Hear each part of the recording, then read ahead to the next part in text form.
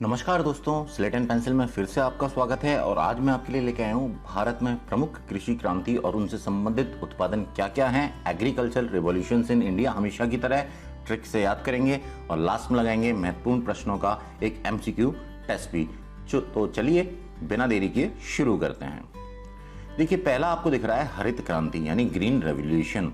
इसका संबंध है खाद्यान्न उत्पादन यानी फूड ग्रेन्स प्रोडक्शन से। तो देखिए, बिल्कुल आसान है कि जहां हम बात करते हैं हरित यानी हरी भरी फसलों की, तो हरी भरी फसलें जो हैं हमको खाद्यान्न ही देती हैं, सीधे सीधे आपको याद हो जाएगा। दूसरी बात करते हैं श्वेत क्रांति, जिसे हम ऑपरेशन फ्लड भी बोलते हैं, व्हाइट रेवोल्यूशन। इसका संबंध है दुग्ध उत्पादन से यानी मिल्क या डेयरी प्रोडक्शन से। तो बिल्कुल आसान है कि देखिए, जो दूध होता है बिल्कुल सफेद होता है, तो सफेद से आपको दूध का कनेक्शन श्वेत क्रांति से समझ में आ जाता है। अगला है आपका पीली क्रांति यानी येलो रिवोल्यूशन, जिसका संबंध है ऑयल सीड्स प्रोडक्शन से यानी तिलहन उत्पादन से, यानी ऐसे बीज जो हमें तेल देते हैं। इस पे सबसे ज्यादा जोर जो दिया गया था वो दिया गया था सूरजमुखी पे, सरसों पे, इस तरीके से। तो आप देखिए, इसको कैसे याद करेंगे। देखिए, सबसे ज्यादा हम किचन में क्या काम में लेते हैं, सरसों का तेल। और सरसों का तेल को यदि आपने देखा होगा तो वो कैसा होता है, पीला। यहाँ आप देख रहे हैं सरसों का तेल, सरसों की फसल भी पीली होती है, तेल भी पीला होता है। तो बस जैसे ही आपको पीला जब देखिए तो आपको सरसों को सोचना है कि भाई तेल से संबंधित है और तिलहन उत्पादन इसका निकल के आ जाएगा।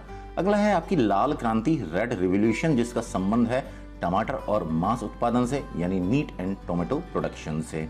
तो देखिए, आप टमाटर जो है बिल्कुल लाल होता है, बिल्कुल सीधा सीधा दिख रहा है कि लाल का संबंध टमाटर से है। साथ ही रेड मीट यानी लाल मांस जिसे हम बोलते हैं वो भी लाल है। तो टमाटर और मांस दोनों लाल होते हैं, इसलिए उनका संबंध लाल क्रांति से हो जाता है।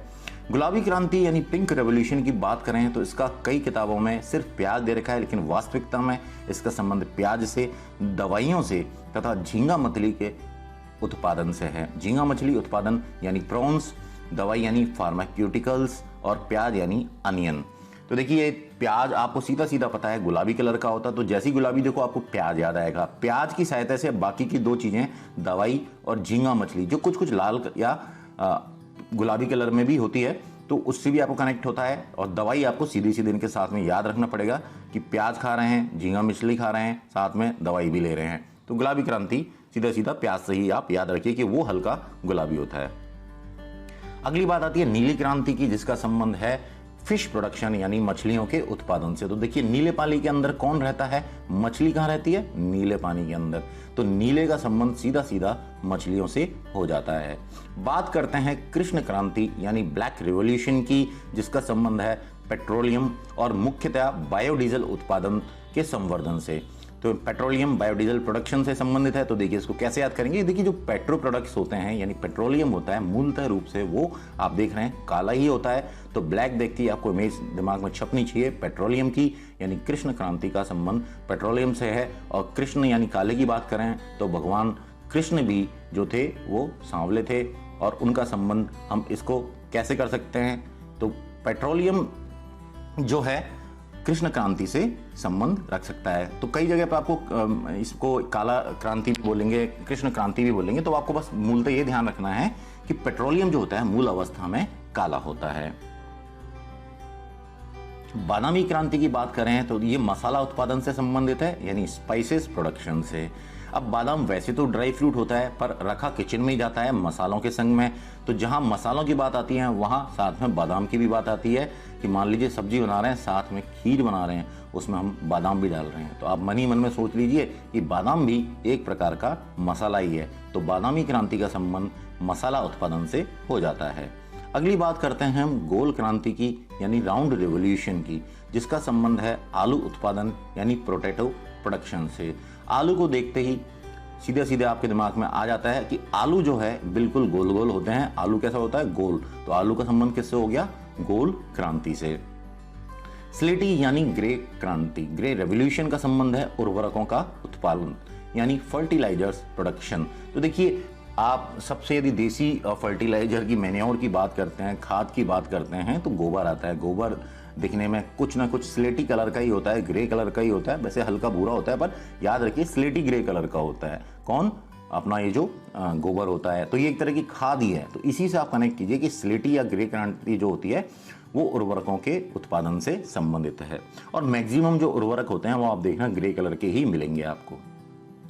परामनी क्रांति आप सीधे सीधे याद कीजिए, जिसको हम कंसल्टेशन रिवोल्यूशन बोलते हैं। ये भिंडी के उत्पादन या लेडीज फिंगर्स प्रोडक्शन से रिलेटेड है, भिंडी के उत्पादन से संबंधित है परामनी क्रांति।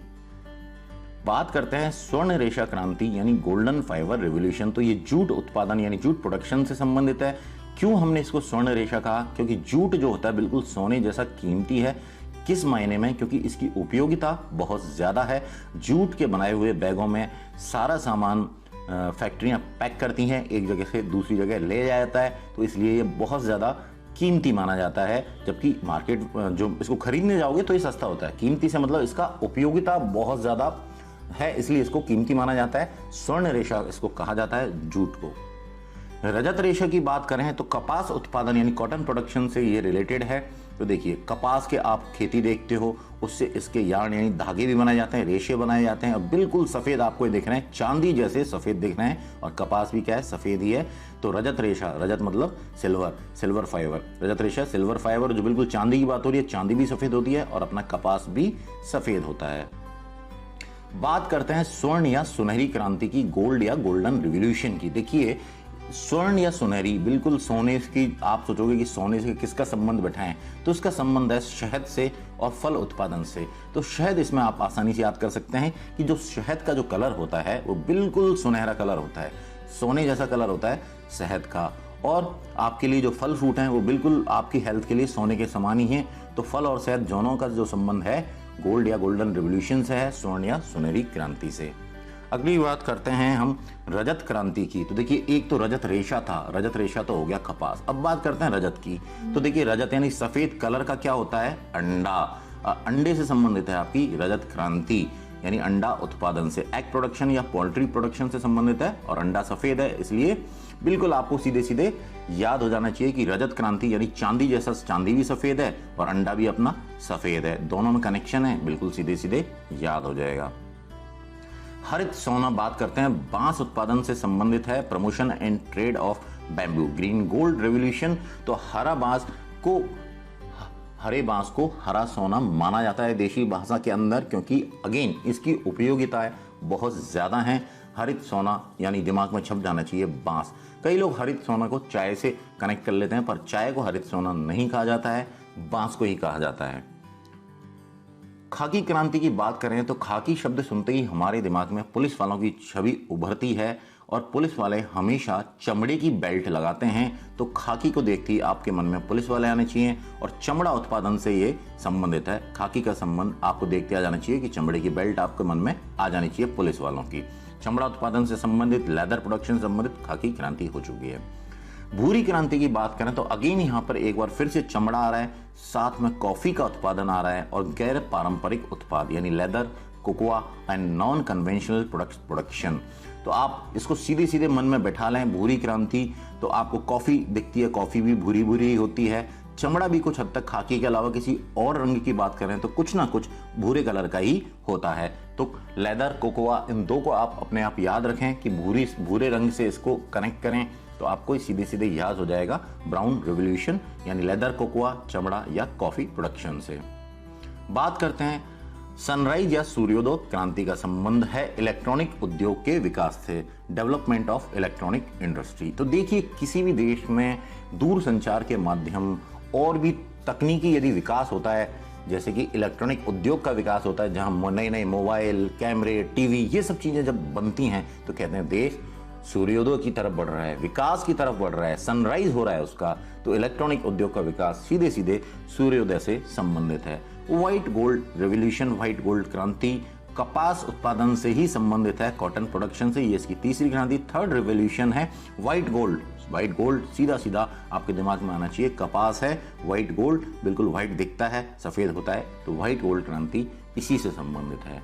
बात करते हैं मूंग क्रांति की, जो कि मोटे अनाजों का उत्पादन यानी प्रोडक्शन ऑफ कोर्स ग्रेन से संबंधित है। बिल्कुल आसान है, सीधे सीधे याद कर लें। साइलेंट रिवॉल्यूशन यानी मूंग क्रांति मोटे अनाजों के उत्पादन से संबंधित है। साथ ही सेफ्रॉन रिवॉल्यूशन, सेफ्रॉन क्रांति जो है, सेफ्रॉन यानी केसर के उत्पादन से संबंधित है। नाम में ही छुपा हुआ है सेफ्रॉन यानी केसर, तो केसर उत्पादन से संबंधित है।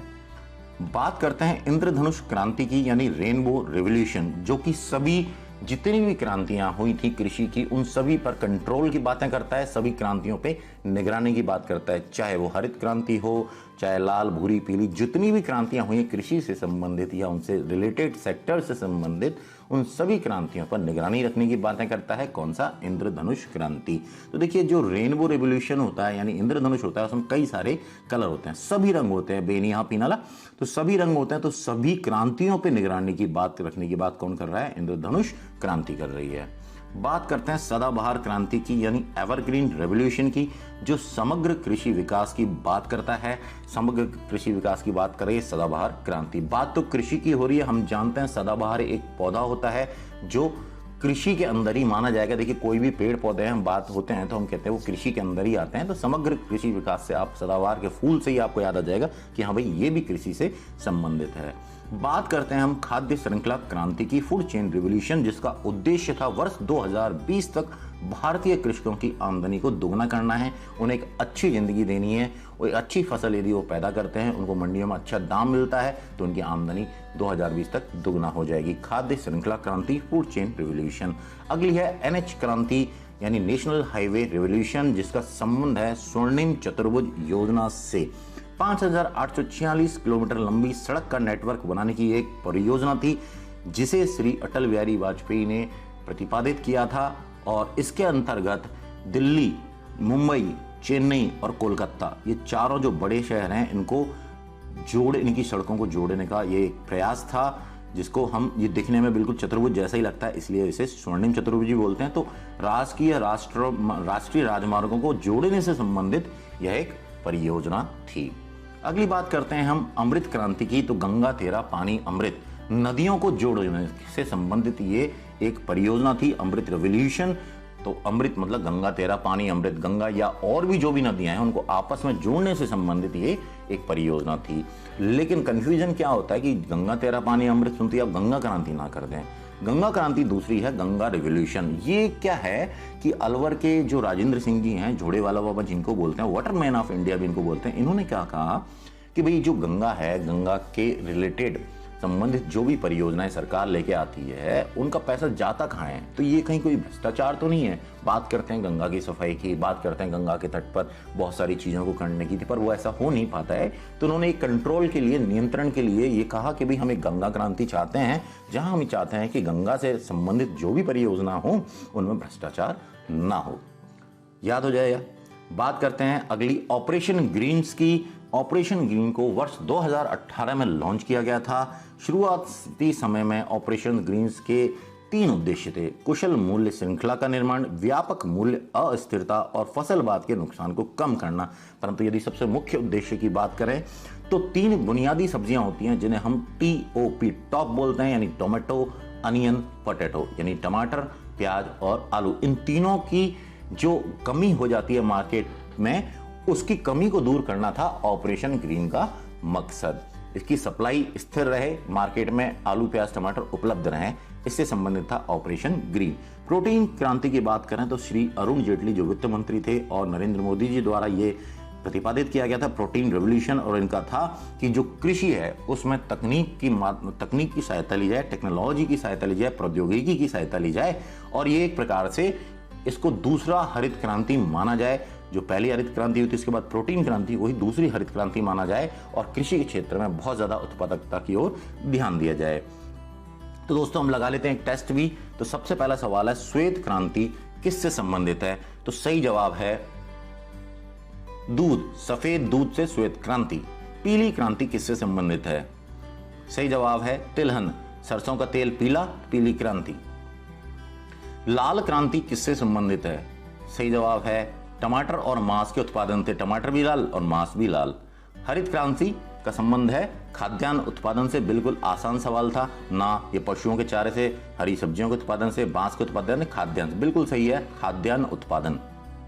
बात करते हैं प्याज, दवाई या झींगा मछली के उत्पादन से संबंधित क्रांति है। मैंने कहा था आप जब भी ऐसा है तो सीधे सीधे प्याज को ही कनेक्ट करना। सही जवाब हो जाएगा गुलाबी क्रांति, क्योंकि प्याज गुलाबी ही होता है। चमड़ा कॉफी उत्पादन गैर पारंपरिक उत्पाद के उत्पादन से संबंधित क्रांति है, बिल्कुल आसान है, भूरी क्रांति, क्योंकि भूरा होता है चमड़ा और कॉफी। रजत क्रांति किससे संबंधित है? सही जवाब है अंडा उत्पादन से। चांदी जैसा कलर जो होता है बिल्कुल अंडे का ही होता है। नीली क्रांति किससे संबंधित है? पीने योग्य पानी, मत्स्य उत्पादन, नीले आकाश के प्रदूषण से संबंधित, दवाई में प्रयुक्त नीले फूलों के उत्पादन से संबंधित। तो सही जवाब हो जाएगा मत्स्य उत्पादन। मछली जो है नीले पानी में ही रहती है। पेट्रोलियम या बायोडीजल उत्पादन से संबंधित क्रांति है। बिल्कुल सही जवाब हो जाएगा कृष्ण क्रांति। कृष्ण यानी काला और पेट्रोलियम भी जो हो काला। उर्वरकों उत्पादन से संबंधित क्रांति है। सही जवाब आ जाएगा स्लेटी या ग्रे क्रांति। मैंने बताया तो गोबर भी स्लेटी होता है, थोड़ा थोड़ा ग्रे होता है और सभी उर्वरक मोटे मोटे इसी कलर के आसपास पाए जाते हैं। बांस उत्पादन से संबंधित क्रांति है तो मैंने आपको बताया था हरित सोना क्रांति। बांस आपके लिए हरित सोना ही है। मसाला उत्पादन से संबंधित क्रांति है बादामी क्रांति। बादाम को मैंने कहा था किचन में रखते हैं, एक तरह का मसाला ही है। स्वर्ण रेशा क्रांति किससे संबंधित है? सही जवाब हो जाएगा जूट उत्पादन। जूट जो है उसकी उपयोगिता इतनी जाती है कि उसको स्वर्ण रेशा यानी गोल्डन फाइबर कहा जाता है। रजत रेशा क्रांति किससे संबंधित है? सही जवाब है कपास के उत्पादन से, क्योंकि कपास जो है बिल्कुल सफेद होता है और चांदी बिल्कुल सफेद है, तो चांदी के रेशे किसके होंगे? कपास के ही हो सकते हैं। बिल्कुल कपास के रेशे इसका आंसर आ जाएगा। स्वर्ण या सुनहरी क्रांति किससे संबंधित है? सही जवाब हो जाएगा फल और शहद उत्पादन से। मैंने आपको बताया था शहद का जो रंग होता है बिल्कुल सोने जैसा दिखता है वो, तो उसको आप इस तरीके से कनेक्ट करवाया था। और आपके फल जो हैं आपके शरीर के लिए बिल्कुल सोने के जैसे हैं। गोल क्रांति किससे संबंधित है? बिल्कुल आसान है, तो आलू के उत्पादन से। आलू भी गोल होता है। परामनी क्रांति किससे संबंधित है? सही जवाब है भिंडी के उत्पादन से। मैंने आपको कहा था इसको याद रखें। मूक क्रांति किससे संबंधित है? मोटे अनाजों के उत्पादन से। केशर उत्पादन से संबंधित क्रांति है तो बिल्कुल नाम में ही छुपा है सैफ्रॉन क्रांति। खाकी क्रांति किससे संबंधित है? बिल्कुल आसान है चमड़ा उत्पादन से। खाकी की बेल्ट, खाकी पुलिस वालों की बेल्ट चमड़े की। समग्र कृषि विकास से संबंधित क्रांति है। सही जवाब है सदाबहार क्रांति। सदाबहार एक पौधा है जो कृषि के अंदर ही हम उसको मानते हैं कि भाई कृषि के क्षेत्र से ही संबंधित है। इलेक्ट्रॉनिक उद्योग का विकास संबंधित क्रांति हो जाएगी आपकी सनराइज या सूर्योदय क्रांति की। जब आप इलेक्ट्रॉनिक उद्योग, टीवी, मोबाइल वगैरह इन सब का विकास करोगे तो देश में ओवरऑल एक विकास होगा और हम कहेंगे कि देश का सूर्योदय हो रहा है। प्रोटीन क्रांति किससे संबंधित है? इसका सही जवाब हो जाएगा कृषि से संबंधित दूसरी हरित क्रांति। इसको माना जा रहा है कि प्रोटीन क्रांति को तो ये कृषि से संबंधित है। व्हाइट गोल्ड क्रांति किससे संबंधित है? सही जवाब है कपास। कपास सफेद, बिल्कुल सफेद सोने। व्हाइट गोल्ड इसलिए सफेद सोना इसको बोला गया कपास को। उसके कपड़े बनाए जाते हैं, बहुत कुछ चीजें। सभी क्रांतियों पर निगरानी रखने से संबंधित क्रांति है। सही जवाब है इंद्रधनुषीय क्रांति। जैसे इंद्रधनुष के अंदर सभी रंग होते हैं, ऐसे ही सभी क्रांतियों पर निगरानी रखने में यह सहायक है। टमाटर, प्याज, आलू से संबंधित क्रांति है। Operation green. ऑपरेशन ग्रीन टमाटर, प्याज, आलू यानी TOP, टोमेटो, अनियन और पोटैटो, इनसे संबंधित है। अमृत क्रांति किससे संबंधित है? सही जवाब है गंगा तेरा पानी अमृत, नदी जोड़ो परियोजनाओं से। भ्रष्टाचार के खिलाफ सदाचार पैदा करने हेतु से संबंधित क्रांति है। सही जवाब है गंगा क्रांति। कि आप देखिए मैंने बताया था गंगा के आसपास जो गंदगी है, जो भी गवर्नमेंट की योजनाएं आती हैं उनमें कहीं कोई भ्रष्टाचार न हो, उससे संबंधित ये क्रांति है गंगा क्रांति। वर्ष 2020 तक भारतीय कृषकों की आमदनी को दुगना करने से संबंधित क्रांति है। सही जवाब हो जाएगा फूड चेन रिवोल्यूशन, खाद्य श्रृंखला क्रांति। स्वर्णिम चतुर्भुज योजना से संबंधित क्रांति है। बिल्कुल आसान है, नाम में ही दिख रहा है NH क्रांति यानी नेशनल हाईवे क्रांति। दोस्तों आपको आज मैंने ये जो सारा कुछ करवाया आई होप आपको पसंद आया होगा। तो आज का सवाल आपका जो है वो है कि कौन सा युग्म गलत है, विच पेयर इज इनकरेक्ट। टमाटर, प्याज, आलू ऑपरेशन ग्रीन, नदी जोड़ो परियोजनाएं गंगा क्रांति, प्रोटीन क्रांति कृषि से और सूर्योदय क्रांति इलेक्ट्रॉनिक उद्योग से। सही जवाब जो भी है आप मुझे कमेंट में जरूर बताएं और यदि आपको मेरा काम पसंद आ रहा हो तो तुरंत से वीडियो को लाइक कर दें, साथ ही साथ चैनल को सब्सक्राइब कर लें और बेल आइकन को प्रेस कर दें ताकि मेरे लेटेस्ट वीडियोस के नोटिफिकेशन आप तक पहुंचते रहें। दोस्तों मैं फेसबुक पर भी हूं जहां मैं स्लेट एंड पेंसिल 2020 के नाम से अवेलेबल हूं। आज के लिए इतना ही दोस्तों, मिलते हैं कल फिर से एक नए वीडियो के साथ।